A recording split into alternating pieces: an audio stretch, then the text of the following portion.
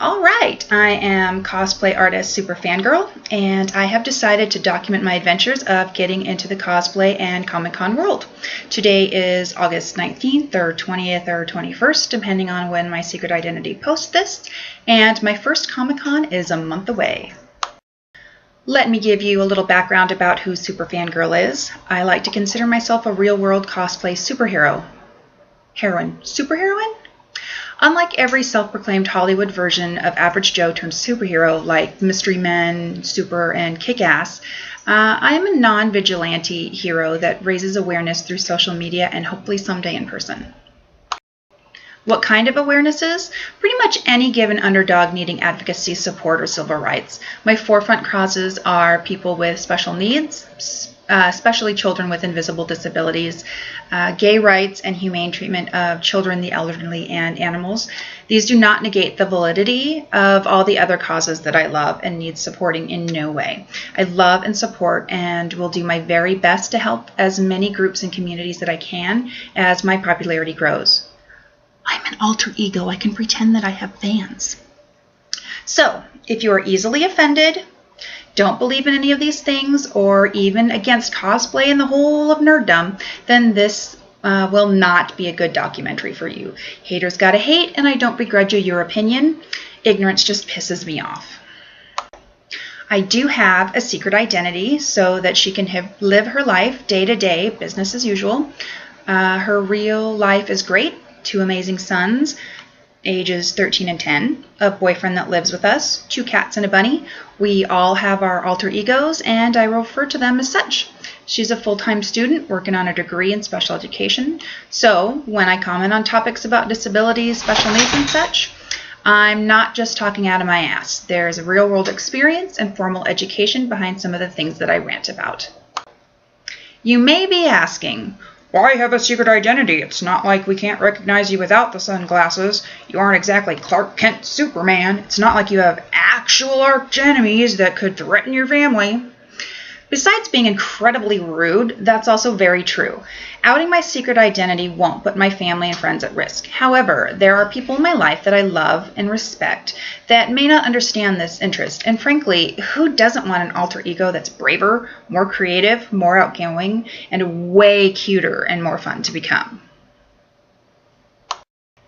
And now you might be asking, why would I even want to watch the chronicles of yet another cosplay artist? You're a dime a dozen, it seems, these days. Can't I just watch Heroes of Cosplay and learn everything I need to know or want to know? Or yet another homemade YouTuber? It's not like you're Hannah Hart or even Felicia Day. I don't know why you're talking to me like Jamie Heineman.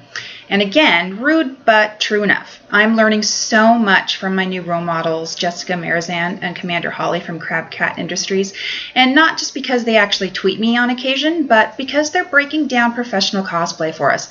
They're fun, professional, highly educational, and extremely informative. What I want to add is the getting started perspective. Admittedly, since I have decided to come out of the costume closet, I'm really intimidated by all the information, the supplies, the creativity, the time, the cost, the details of the entire Comic-Con world.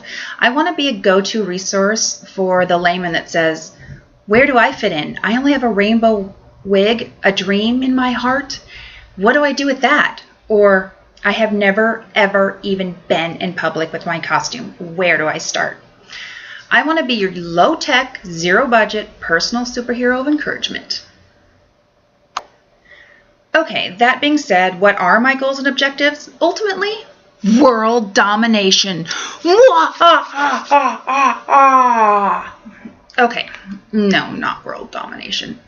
I think the coolest and most attainable dream for me is to entertain people, break the ice for fellow newbies, and show that cosplay isn't just for young 20-something bombshell with a gorgeous rack, amazing abs, and resources to pay for our cosplay habits.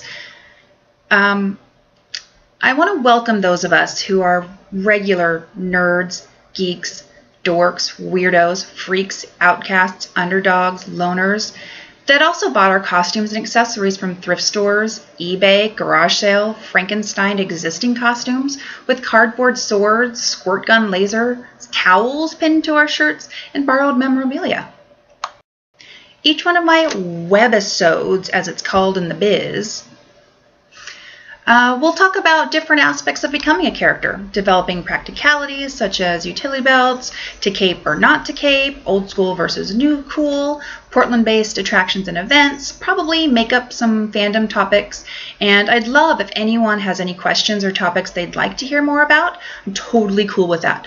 Otherwise, it's just me talking in front of my laptop. I'm not actually opposed to that. Okay, so then, if all goes according to my plans, I should be talking about my costume next time, and some about the various fandoms that I'm into, and I promise that'll be way more fun than me talking into the top of my laptop. Thanks for watching, and feel free to follow my random thoughts about life and cosplay and stuff on Twitter, at Super FanGirl PDX.